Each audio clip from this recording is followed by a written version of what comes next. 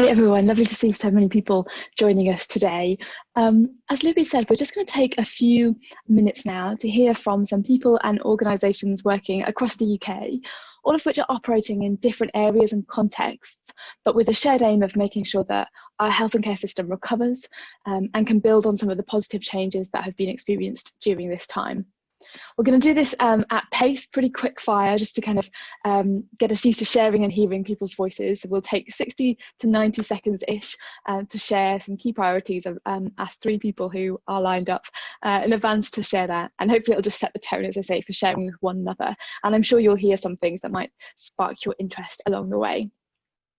I'm going to kick off with just a few words about our work here at Q and the Health Foundation. So within Q, we're kind of working out as we go how we can best support Q members and others working in the health and care system. Some of the things that we are offering and trialling include, of course, this workshop series. And we're trying really hard, as Libby's mentioned, to turn around kind of engaging outputs very quickly because we know the pace that you're all working at, and we're seeking lots of feedback as we go. We're offering some kind of deep dive support, particularly around people introducing video consultations. You'll be able to see all of this information on our website, and there'll be some links popped in chat. We're also publishing a weekly kind of easy to digest summary of some of the information that's being shared by our 3,500 plus Q members across the country in our week notes. And we're providing opportunities for national improvement teams across the UK and Ireland to share and learn across borders, as well as connecting with HSNs in England to support them in their work and enable them to share their learning. More broadly across the foundation, some of you might have seen, might be interested, we're undertaking lots of kind of analysis, looking at the impact of COVID, and we have just recently launched a research open call, which is focusing on the impact of COVID on services and particularly on health inequalities. So that's just a quick canter through some of our priorities and plans. And I'm now going to bring a few other people in to share their experiences. So first off, I'm going to invite Paul Gimson, who's the programme lead at Improve Montgomery, to say a few words about some of the priorities for him and his team at the moment. So Paul, if you're happy to unmute yourself and you could give us your kind of 90-second update, that would be great. Yeah, afternoon all. Hope everyone's well. So one of the things I was looking at was looking at rewriting our medicine safety programme and came to realise that we're going to need some sort of framework to help people transition from where they are now into a sort of new normal way of working. And also aware that out there in the field, and lots of you probably involved in this, there's lots going on about capturing learning around, you know, the things that have been done differently and capturing that information. But there's less being done on helping people to make sense of that information. So we're trying to develop a framework that we can use in facilitated action learning sets that help people or groups of small teams to go through some of the information that they've captured and perhaps work out a pathway out of the crisis, you know, based on their learning. And there was a really useful, I think it might have been shared through this group, framework by the Royal Society of Arts that basically asks the question, you know, of the things that you've learned, what can you stop doing? What can you amplify? What are the old ways of working that you need to let go of? And what are the old ways of working that you need to restart? And so using those as a basis, we're developing that into a facilitated session that hopefully we can then start to take out to teams across Wales and really just help them with that sense making. That's probably about it. I think that was about 90 seconds, wasn't it? Perfect timing. Thank you, Paul. And obviously, this is just a taster of the things that are going on. And I will in a moment pop a link to that quadrant that Paul mentioned because it is really, really helpful. Great, lovely. I'm now going to ask Jit Olk, who is the Head of Quality Improvement at Sussex Community NHS Trust, for his quickfire update. Jit, if you're able to unmute and share, that would be wonderful. Hi there, good afternoon. I think very similar to what Paul has said, actually, as we rush to sort of restore our services, it's actually imperative that we take the time to reflect and capture individuals' journeys as well as how services have gone through this, and that may involve talking to patients as well as staff. There's a huge sort of rich narrative out there that if we're not careful, we're not going to be able to capture.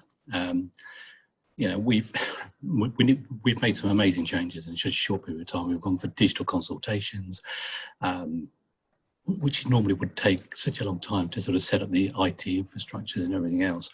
But what we need to ensure is actually we capture the secret sauce. What is that secret sauce that actually enable us to make the impact that we have in such a short period of time? And very similar to Paul, actually, so I'm not stealing your ideas, Paul. We're actually using the same matrix, but what we've done is we've merged it with Rolf's reflective learning model. So the what, the so what, and the now what. So you've got the four grids, but we've separated the four grids out, and then we've turned those into 3 columns. So you've got the what, so what, and now what, and we're going to then use that with a sort of a appreciative inquiry type approach, and actually go to our staff. You know, how did it feel for you? You know, what did you do? How did it feel for you? And what impact did you make? I think it's really important that we actually acknowledge people's contributions during this period, so that they don't feel sort of disenfranchised at the end of it. And that's going to be sort of done in a sort of constructive way. And that's it. Thank you. Lovely. Thanks so much, Jip. It's amazing in such a short time how many kind of ideas and perspectives you can get through. And finally, I'm now going to ask Nicola Bent if she would be happy to say a few words. Nicola is the Deputy CEO at Wessex HSN. Hi, thanks, Tracy. Lovely to be on this call today. Can you hear me okay? I'm just checking that you can.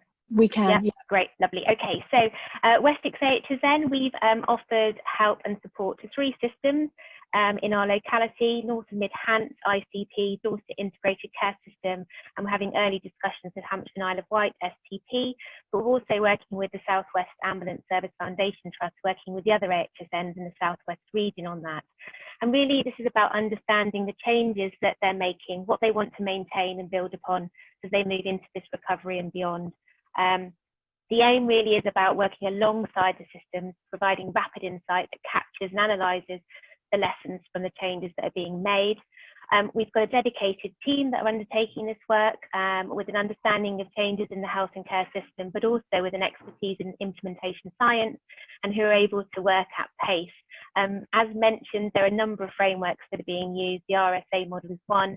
We've developed our own version, asking what is new that you want to take forward into the future, what's been stopped that needs to be rescued, what you're doing in crisis mode that's not desirable long term and needs to stop, and what has stopped that you do not want to resurrect. And we understand that a number of organisations that we're working with, or parts of the system, have this work underway already. So this work aims to be complementary. And so far, we've organised a number of virtual workshops. One was actually yesterday with anywhere between 25 and 50 people working on a series of questions. And we're pulling together a set of key themes and potential priority topics as output to these workshops, and we get them back to the clients within 24 hours. So you can imagine I'm in the thick of it at the moment, analysing all the feedback from yesterday.